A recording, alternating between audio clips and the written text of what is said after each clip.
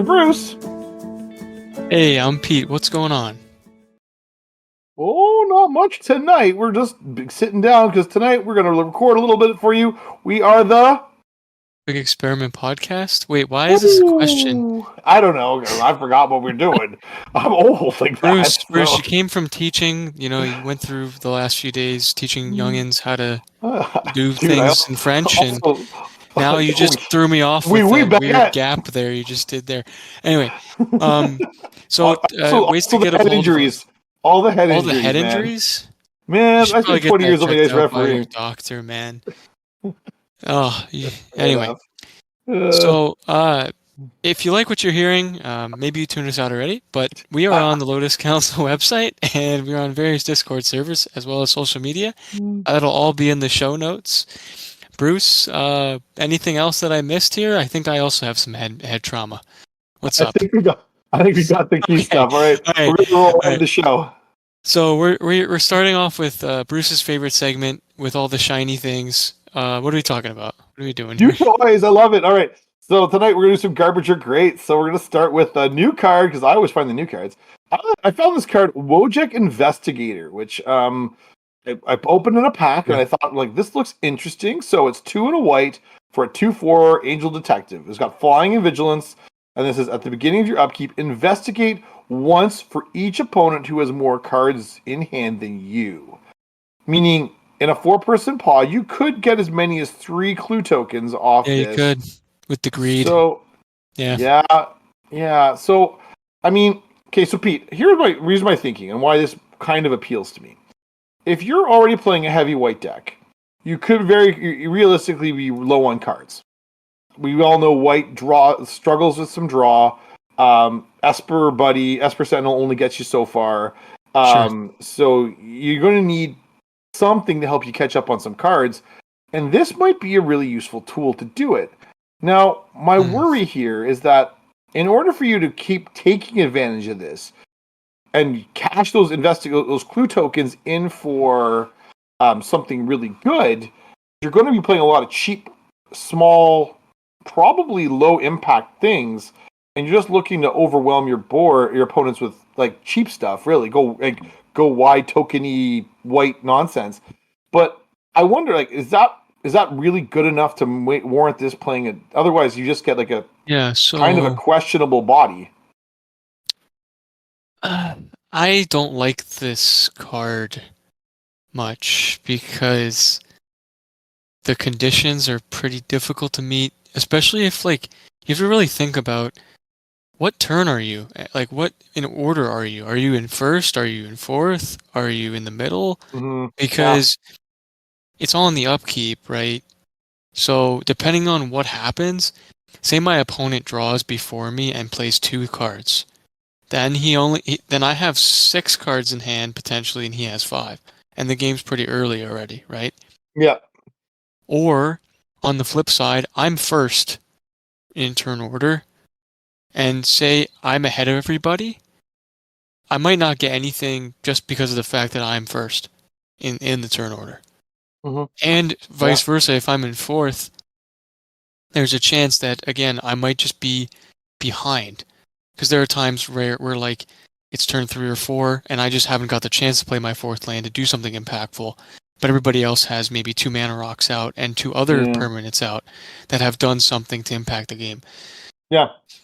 I think if you're able to take advantage of the tokens, like the extra production, like if you're able to make a clue and then something else because you made the clue, you know what I mean? Those replacement effects, that's probably where this card might do some interesting things. Or if you're an artifact deck, like say you're playing Oswald or something, or you're playing like certain decks Oswald, right? that you could sack that clue token once and make something really impactful happen. That might be really good, but I just don't. It's just weird because it's not even like an artificer, right? Like it doesn't really have that creature type that really makes sense for its production of what it does. In my opinion, it just doesn't seem like it's a detective. That's cute, but like I don't really see it. So. I know it was designed more so for standard purposes as a finisher and a way to like curve out, but in this case, because in standard I would take this card, 10 out of 10 because it's just it's evasive, It has good. It gets around all the removal in the set except like 2 things. And it's just a decent card in that format. But in this particular situation, I just don't see it being that impactful in EDH because it's so conditional. But that was my long and the short of it.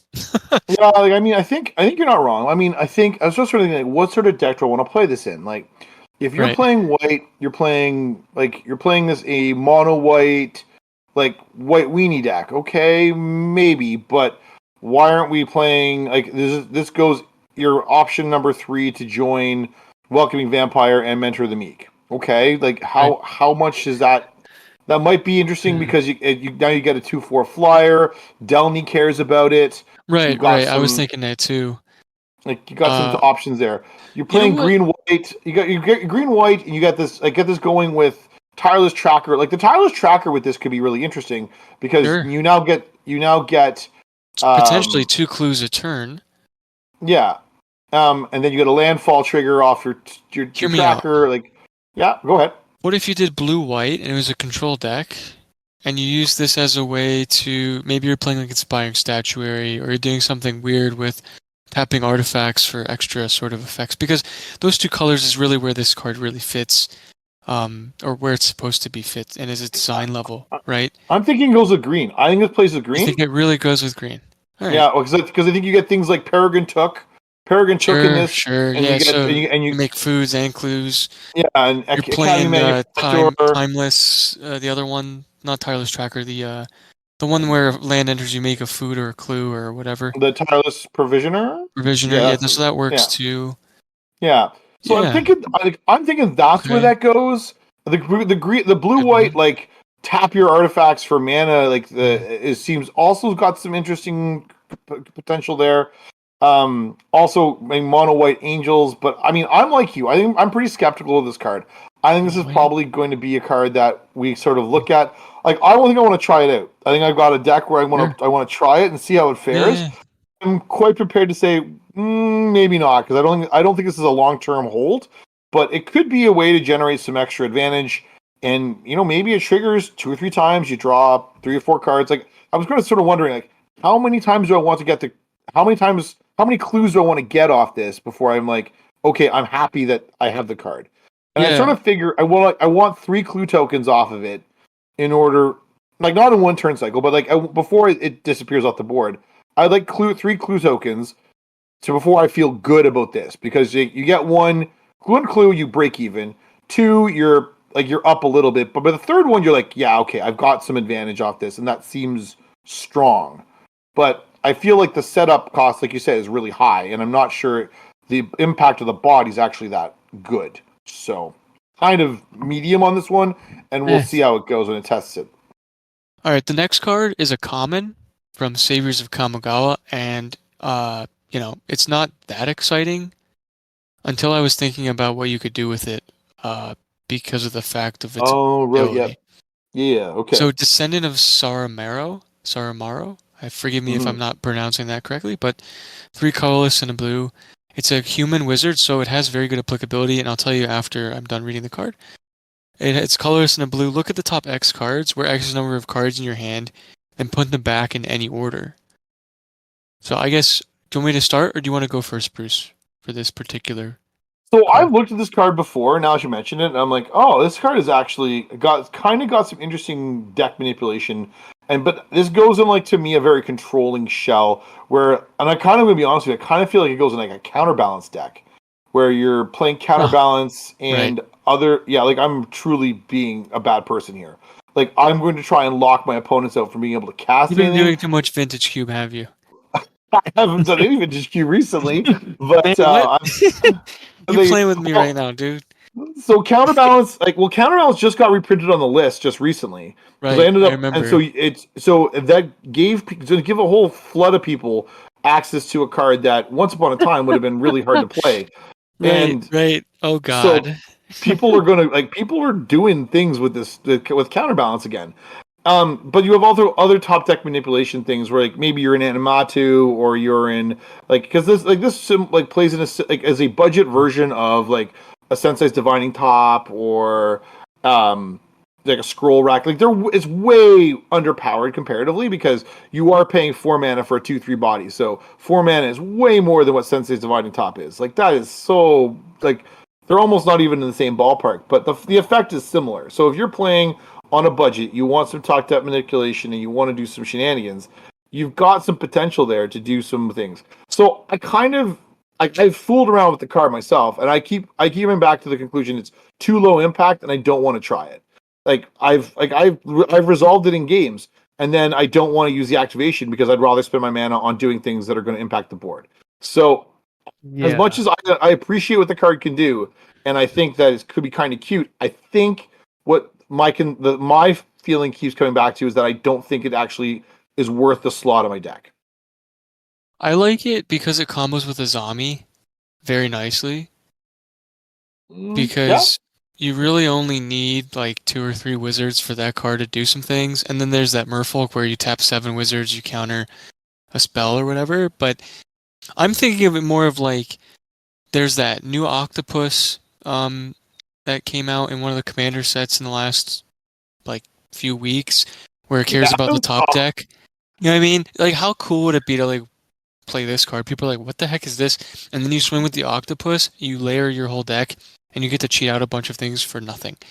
The other thing is these sorts of effects like Sensei's Divining Top and stuff, Scroll Rack, things like that. Redundancy for these sorts of effects are strong, like in the decks that can really take advantage of it, like the mono blue Sphinx that scries, you draw cards instead. Blue-green Elrond on a budget. Narset, of course, that's a very obvious one. Even like weird things with like you can play stuff off the top. Like you could play this in blue-green and play it with Vizier of the Menagerie too, realistically enough. Yeah. You know what I mean? Like you could do some cool things. Even Slogur could potentially use this card. It's not a great card. You know, it dies to a lot of things, but people are going to be like, what the heck did you just do for 2 mana? For only 2 mana. And the Slogur deck has a propensity to fill its hand, so you could reset your whole deck. That's right. Because it's just not really horrible. I mean, I don't know if you really wanted to go with that route, but there's definitely a little abuse. It's a little mana. It's a little expensive, but it's just also cool because also is slow. If people, out of respect for people's time, reordering your deck that frequently is kind of may not be what you want to do. Just it's kind of a slow acting role. I think it's neat just because of the fact that there's not many effects. I was trying to find effects like this that exist beyond the obvious, and there's not that many because they realized like early on, like, hey, this is just a little too powerful for any sort of card game with this type of variance too. So this card excites me because obviously they've been trying to manipulate the top deck a little bit more recently. Like all the exile triggers. You could even play this in like an aggressive Izzet deck with Inti and like Balmor or something, and you're trying to rip spells off the top too. So you don't have to rip lands off. You could play Red has got a lot of that access now where they're exiling these cards off the top and stuff too. So something like consideration. Bolas's Citadel too? For sure, yeah, blue-black, because I mean even if this creature dies, like you could use Scarab God, right? You could use other ways to you don't have to even play it for 4 mana. You could realistically get it in for 2. So, I think you're selling me on this card more and more because I've got a playset sitting upstairs someplace in a box. Yeah, it's like why do people play Mole Drifter if they can only play it once, right? They're going to try to play it 3 times in a game. Yes, I do. I routinely play it for 3 times because that's just who I am. And I don't know, like even Riel might find a home for this card. Riel doesn't have mana. Riel doesn't have mana for this. Like in Riel, that's true. You don't have time to spend 2 mana to reorganize stuff. Too much. Like you're already burning all your mana on stuff. But like Bolas's Citadel would be really good because you're already using an alternative mana source to cast spells, and you don't want to rip You're lands. manipulating, and I mean, we talked about Time Sifter a few weeks ago. Time Sifter. Yeah. The wizard is sifting time. I mean, that's the most iconic thing I could think of. I think I was putting it in the wrong sort of build. So you got me sort of like the blue black Bolas's Citadel thing. Now. Yeah, Bolas's Citadel, like that. Sure. There's sort of like some perverse part of me is like, yes, let's do that. Let's try this. Awesome. Or like, I mean, I would be petty with this card, and I would activate it in response to like, I don't know, someone cracking a fetch or something. You know what I mean? Because I'm just that kind of guy. So anyway, speaking of anti-heroes in the Magic universe, we're gonna go deeper into lore today, Bruce. Mm-hmm. Something we haven't uncharted territory in our short time together. It is. That's true. As you and I are both of like we're talking about it, like we don't dive deeply into the lore, but yet we appreciate what it offers us because We love it. It's sort of In a secret way. A dirty way. Sort of, no, not dirty. Like it's not dirty. No, in terms of like, sorry, that was the wrong word. That is the wrong word. But it does. Definitely the lore definitely impacts how commander players of all sorts build decks because you want if you're looking to match a theme, then you're looking to find you might find pieces that go together based on the story lore instead of whether the same creature type or card type or whatever. So the lore definitely filters into even players who are not deeply rooted in the lore. And so it's probably worth our while. Like, I mean, I have to say, I even periodically check in on the lore and like, what have I missed? Like, what's the story? Why are we right now at Karlov Manor checking it all out? Because that's the latest set. Like, and some of the stuff like that, as I go through phases where I'm interested in what's happening, and then every once in a while I sort of less interested in what's yeah. So my experience with the lore in general was I had no idea because I was very sort of hesitant to even get into this game because it wasn't really something that I had been exposed to at any point in my life until I went to school and I had a friend who just was very open to sharing that he had collected this stuff over the course of his, like 10 years or whatever when he started playing the game when he was like 8 or whatever, 10. And now he's like in his 20s. But the only other experience I've had with lore was when I got to a draft and people were talking about War of the Spark. And then later, I bought a book this past year that I found in a library, in like a used library for like $1 or $2. It's one of those original books they bought that they wrote for Mirrodin Block, Bruce. Oh, cool. Yeah. So I got that for like $3 somewhere in Ohio. And that was cool because my girlfriend really likes to read, and the person I was with, his partner likes to read too. So we went to this and we were just wandering around this store because we're not very studious people. And I was like, whoa, I found this book. And we were trying to, like, for the whole time, we were trying to see if they had any more because it kind of got swept under the rug, the last few years, unfortunately. Well, I mean, I do remember the old novels, and I remember having friends that when I was in high school that were really invested in the lore and it being exciting, and the stories of Urza and Mishra, and then the Weatherlight and that sort of stuff. That was cool stuff. And I think the lore at that stage was pretty well developed through the books that came out periodically. Mm-hmm. Now, I recognize publishing books is challenging, so it's expensive and there's not many resources for that anymore. But also, the IP is not as strong as some of the other. I mean, if you're going to go pick up high fantasy, are you going to go pick up Tolkien, or are you going to pick up like Wizards of the Coast? Even like Warhammer is super regulated, right? So like they can't just write certain things; they have to adhere to some sort of standard. Where Wizards really, not trying to be that negative Nancy today, but Wizards kind of doesn't have a standard. That sounds really bad. It wavers greatly. There's no doubt about it. It wavers greatly depending on who the author is, for sure. The depth of the storyline that they used to have versus, it's like teaching a toddler how to play Beethoven, right? Like the level of intellectual sort of thought process to me is sort of. Wow. I don't know. I don't want to be too harsh because there's been some pretty cool stuff recently too. Yeah, I would definitely argue that the level of depth that went into the lore previously, back, let's call it 20 years ago, would be more robust than what we're currently finding today being published. That doesn't mean that today's not interesting or compelling, Sure. or things that warrant. I being really read. do like the diversity, right? Because they're really Mm-hmm. they had a problem for the longest time with diversity representation in general, in this sort of storyline. So that's good, right? That's a positive. And I mean, there's some pretty good writers out there still too. I heard the murders plotline was actually pretty cool.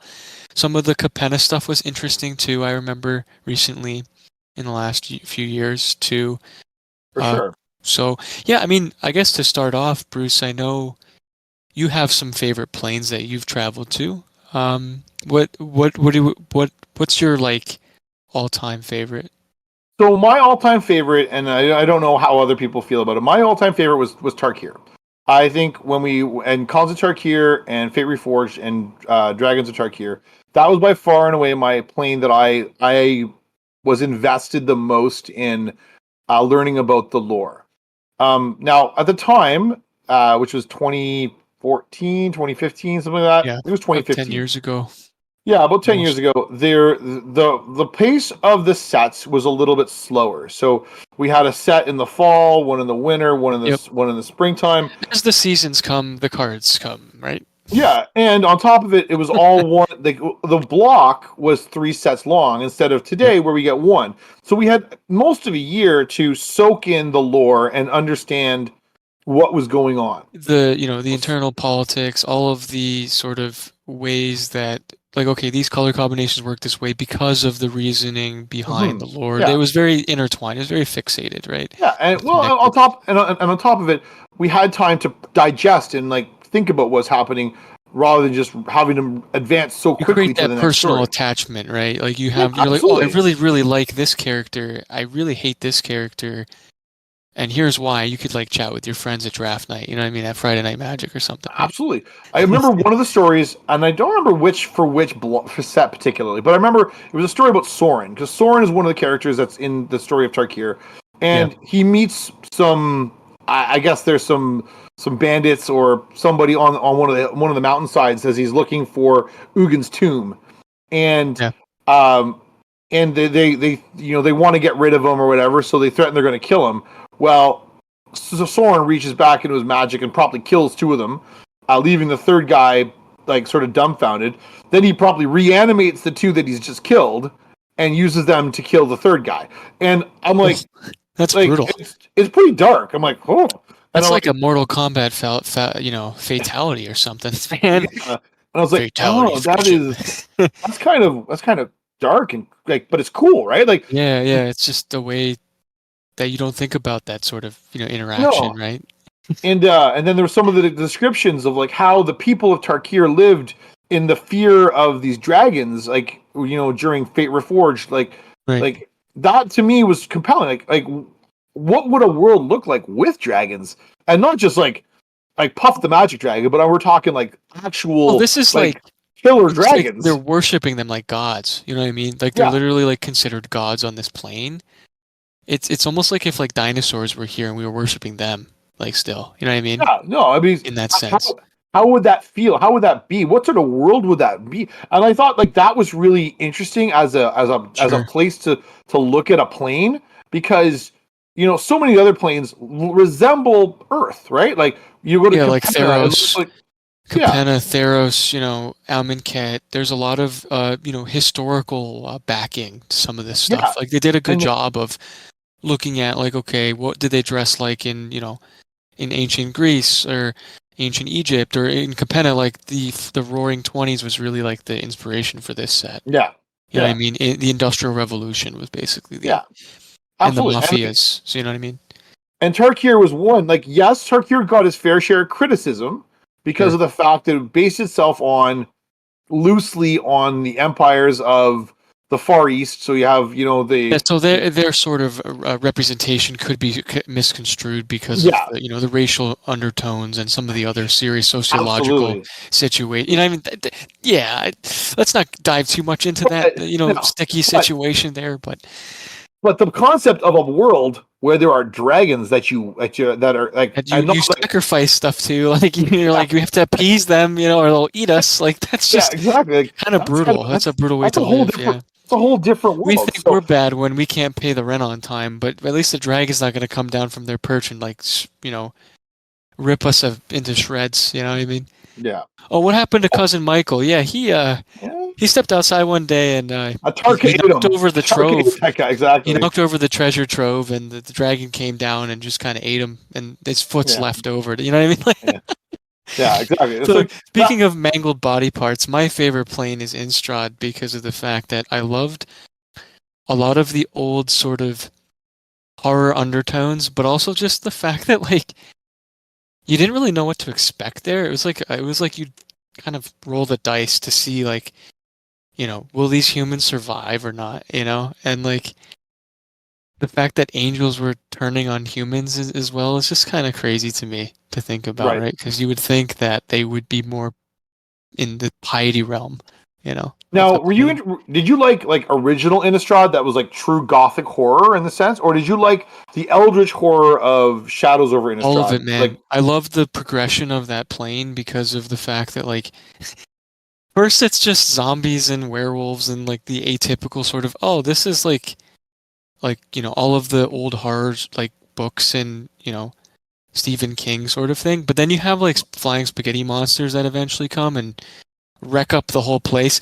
I mean, it's just funny to me, right? Because the running joke is like a million squirrels overtook one of the most powerful beings in the whole universe, but yet that does not sound too far-fetched with this sort of craziness that occurs. Like this is literally like R.L. Stein meets Stephen King or something. So like, I think it's fun. I have to say, like, I did appreciate the eldritch horror component of Shadows over Innistrad block. I thought that was really neat, and I liked the transformation that the angels exhibited.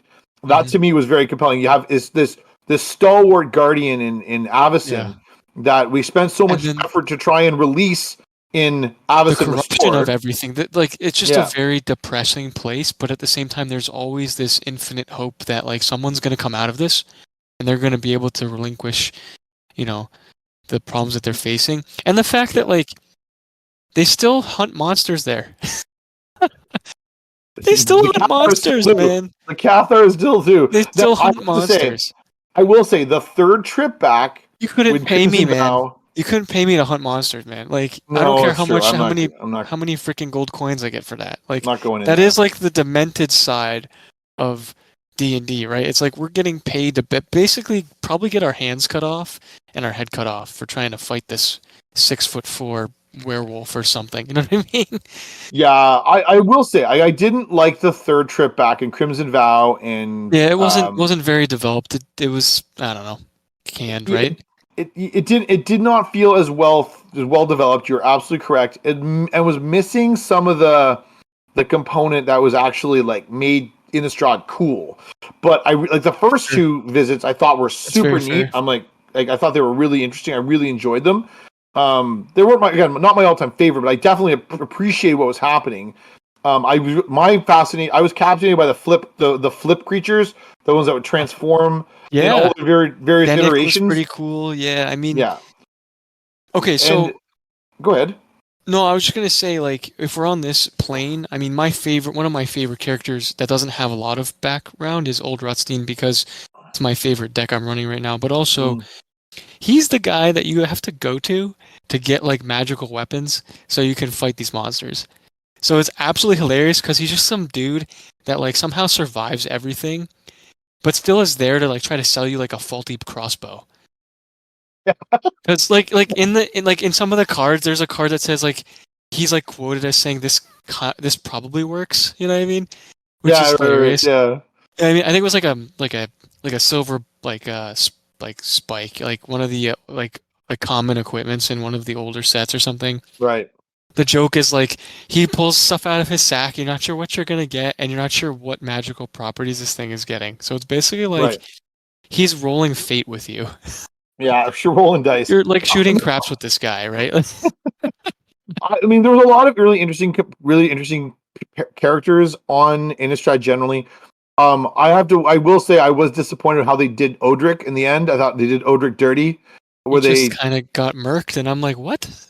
Yeah, I'm He's like, he's literally the greatest warrior of that realm. Like he can't die, and then he just dies. And, I'm like, all right, cool. They just off him with some random vampire we've never heard of before. I'm like, Henrika Dothraki, who's that? Like, who's that character? And he had such a development too, right? Like he was a very crucial part of those two storylines, and then he just killed him off. And I'm like, cool, nice. Yeah, it was like such a letdown. I'm like, oh, why did you like let this guy just die off like that?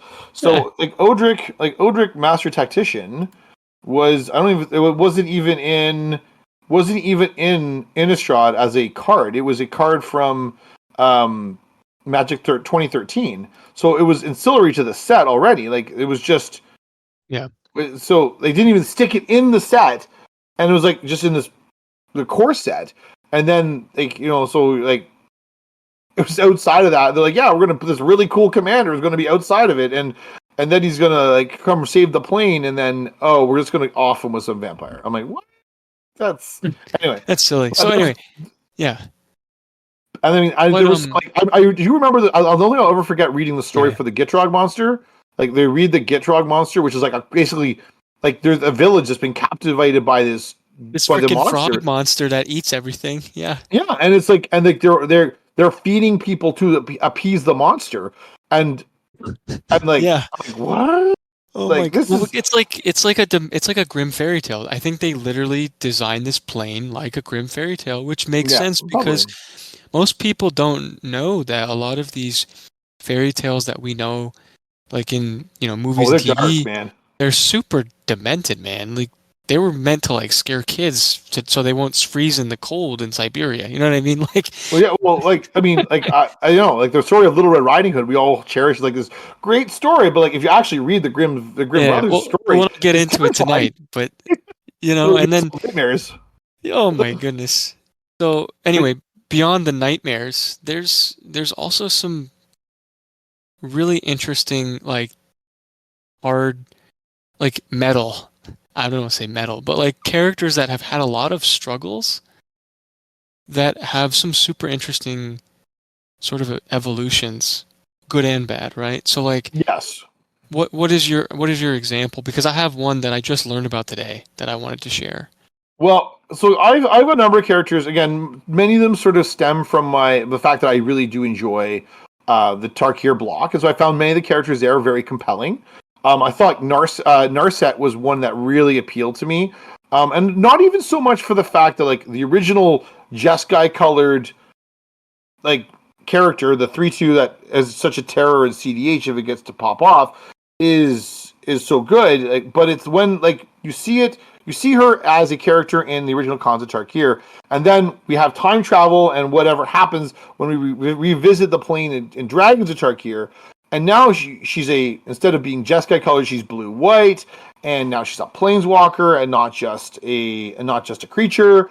To me, that sort of character development over the two is really compelling to see the two. And now Narset has continued to be part of the game, where we've seen Narset, the part of Reveals from War of the Spark, and wouldn't surprise me if Narset pops up in other places before she eventually gets faded out and replaced with some other command or other planeswalkers. So I think Narset is really interesting.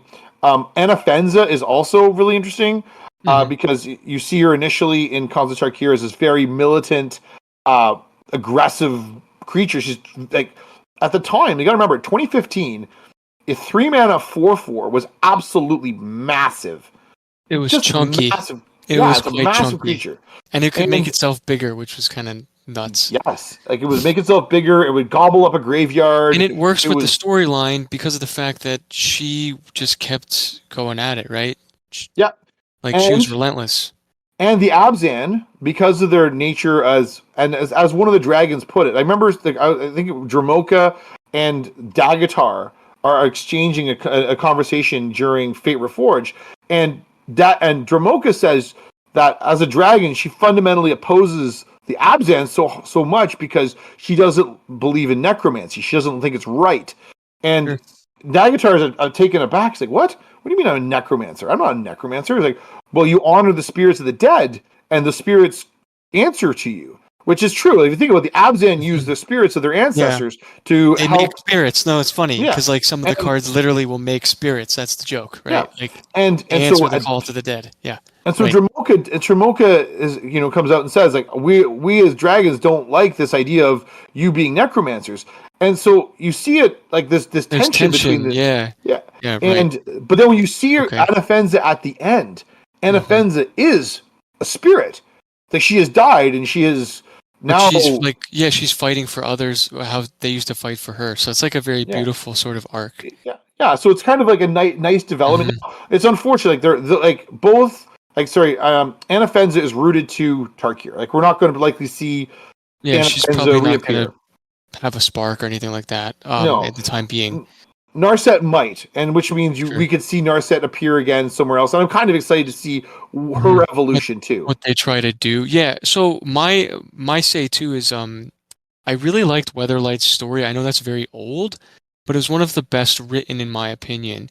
So Grevin's storyline is interesting because you got the Weatherlight, right? The ship, and Volrath wants the ship, and Grevin is kind of subjugated to serve Volrath, and he's like tortured.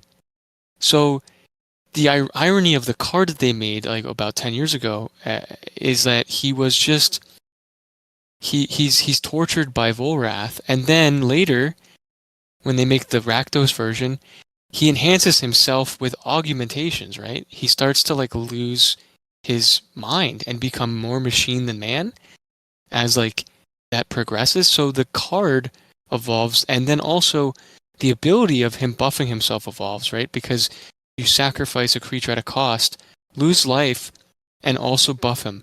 So it's like an interesting, he's a commander, but also he's a slave, which is ironic. Because normally commanders will be the ones telling everyone else what to do. But in this case, he is a servant and he's unable to escape. And he's conflicted by this pain that he feels. So, I don't know. There's a lot of like anti-heroes that have these weird, and he's not really necessarily one, but he was not all that bad. Like he at least, he was trying to gain his freedom. You know what I mean? So it's interesting that it didn't work out that way for him. But the other one that I wanted to speak on is Tevis Zot. So there's a character in the lore through Sarpedia, the Sarpedian Empire, which is very old. It's like Fallen Empires and the Dark Ages and Ice Age and stuff. Long time ago now. Very old. So Tev Longenglade, okay? Tev Longenglade became this thing called Tevis Zot, right? Because his sister gets murdered by like a rival, because the rival didn't like him, and like his lover also gets killed or something. So he goes into he descends into madness and becomes he becomes so literally he murders like all these people with a fireball. So he just kind of burns everyone to crisp and burns himself in the process. So he kind of just becomes like this black sort of like looming thing, right? And then he just tries to just destroy every civilization on his plane. So he goes into this hell-bent rage of like, if I can't have it, nobody can. So he just starts pitting people against each other, killing off civilization throughout, and then Freylis comes in and fights them. So it's interesting because their cards are very opposite. Freylis is about making things, and Tevis is about sacrificing things for value. So it's very, very interesting that like they have this internal battle, and they've been doing this for a long time. They're actually like thought as of gods on the plane, or like opposite forces, like the yin and yang of this plane, right? In Dominaria, as well as through various storylines, they've sort of came into the fold and then disappeared. Like he was banished to Chandalar and then came back and then like got banished again or kicked out or whatever. So it's interesting what they might do with them in the future if they even decide to go back to that sort of storyline. But there's like a lot of depth to both of their characters as they've started to fight each other and why they fight each other. Beyond just the fact that like Tevis is like I want to destroy everything, and Freylis is like I want to keep people alive, and grow or whatever. So that's my long and the short of it. Because like the lore itself is so deep, I'm just going into bare bones of it. Yeah, I know for sure. And like looking at it, like there's some pretty. I'm looking at it here as well too. I really didn't know anything about it either. And the reality being, like like I've heard of the 9 Titans that Urza used to help fight against. He was actually part of that too. He's like interesting that he has, Tevis has been in these sorts of main sort of arcs, but sort of in the background of it, not necessarily the main focus of the play. Right. Yeah, which is kind of interesting. Like, because I mean, we've heard about the Titans, but like Freyalise, we've heard of Tevisad, we've heard of Windgrace, and like, and we don't know much about these characters, until we get cards and updated new. Like, I wouldn't know. I remember the card like Tevisad being on the name of cards when I was a kid playing an Ice Age, and I never dawned on me that this character was part of actually the good guys fighting with Urza. Right. And the historical significance is interesting because this is based on like the dark ages of mankind. So like the dark and Ice Age is like technology kind of shut off and they didn't have any technology and like things were lost, right?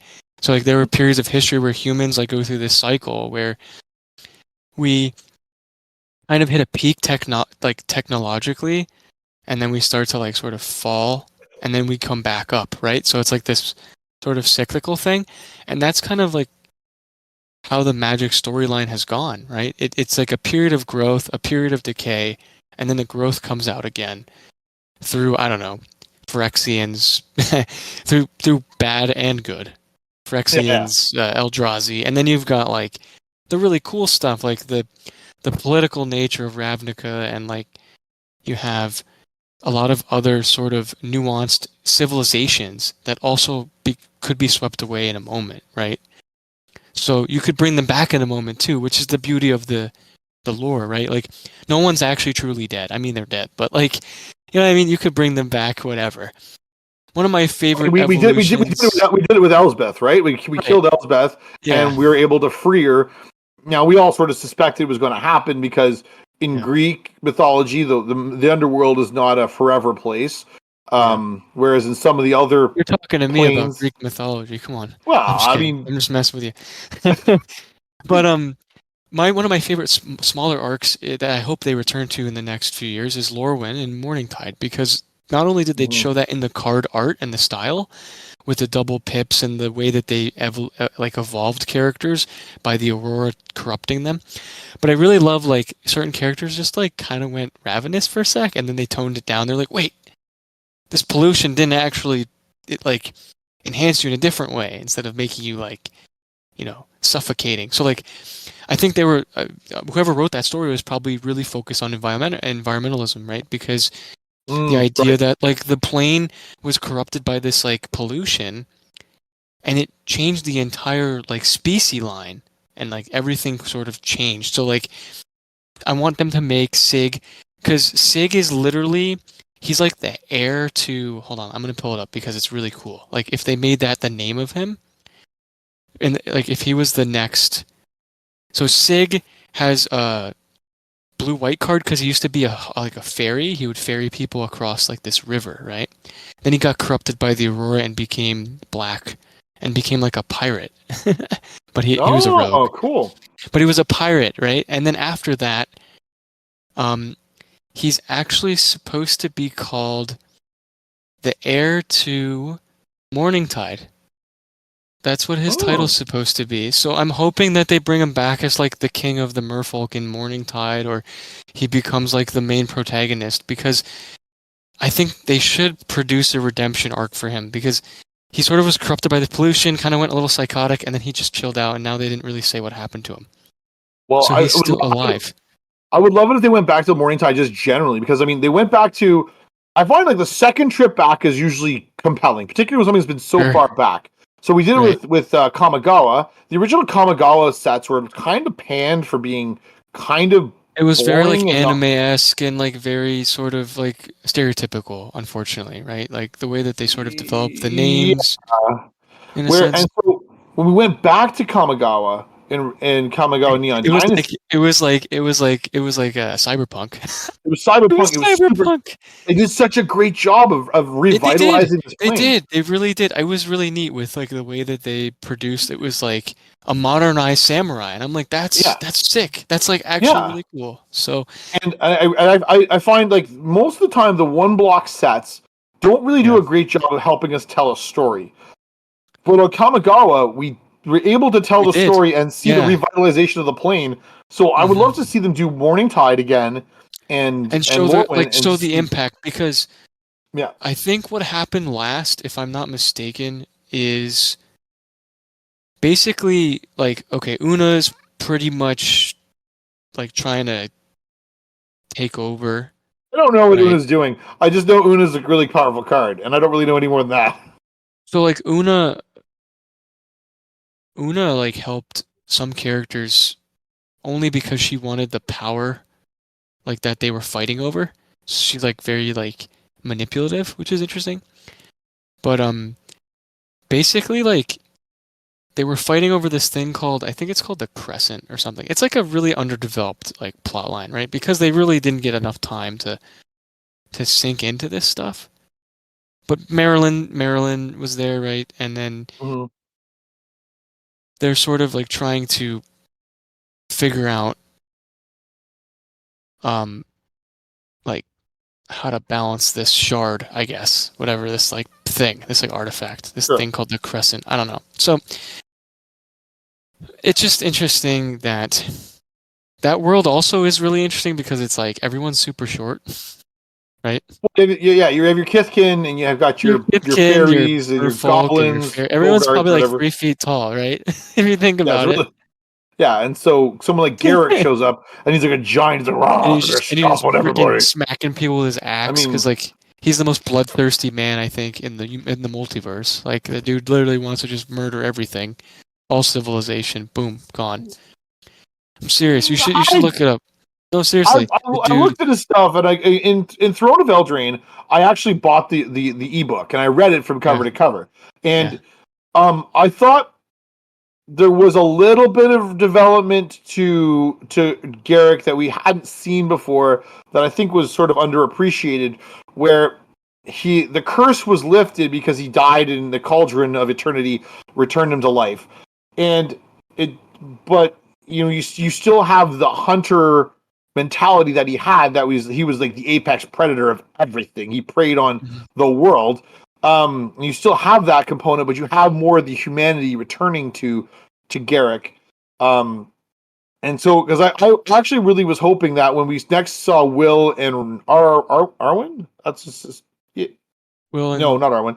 It's Will and Will and Rowan. I was hoping that when we'd see Will and Rowan, that Garrick wouldn't be far behind, because in the story at the end of Throne of Eldraine, the kids planeswalk away, and Garrick planeswalks after them, presumably to act as a chaperone or as a protector.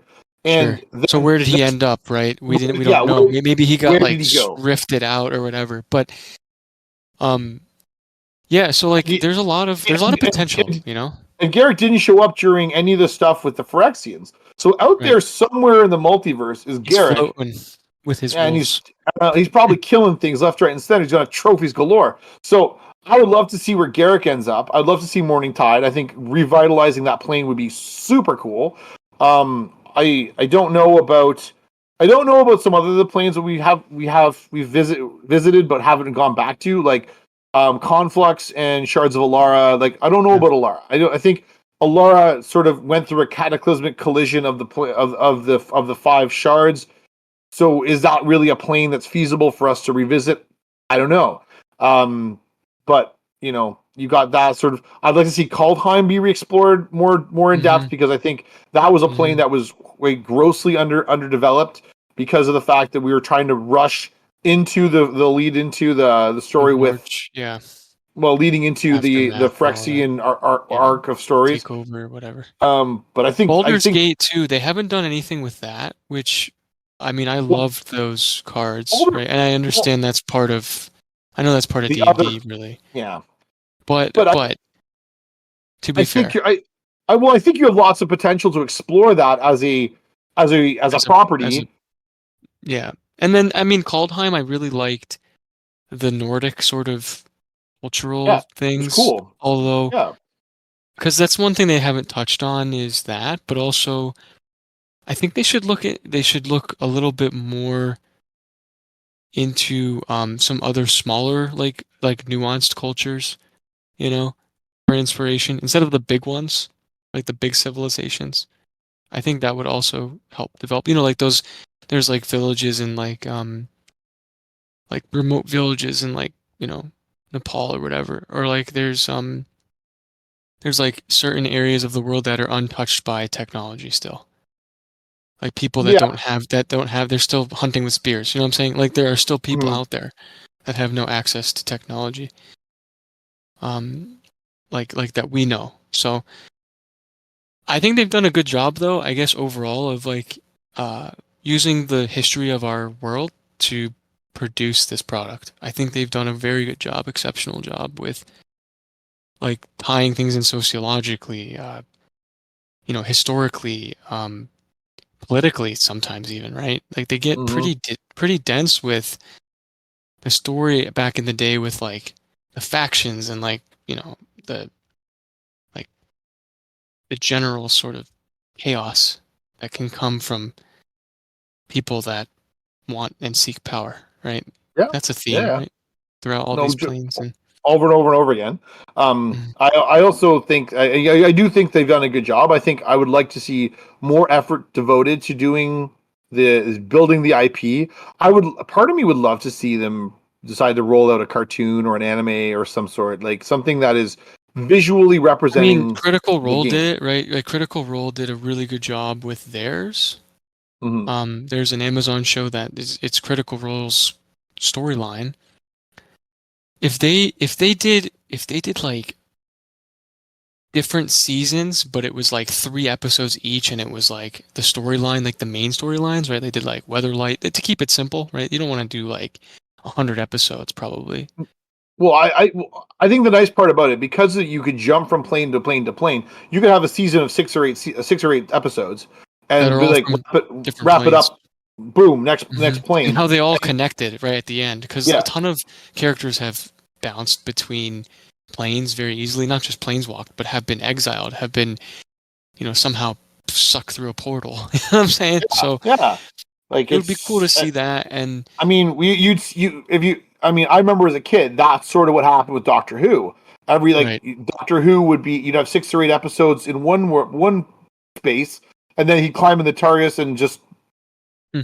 do I mean, Doctor Who stuff somewhere else. the beauty of this fantasy sort of lore is nothing's off the table Yeah, regarding the yeah, potential of these characters to be developed and grow. I mean, nobody wants a character who just kicks everyone's butt. You know what I'm saying? Like that's boring.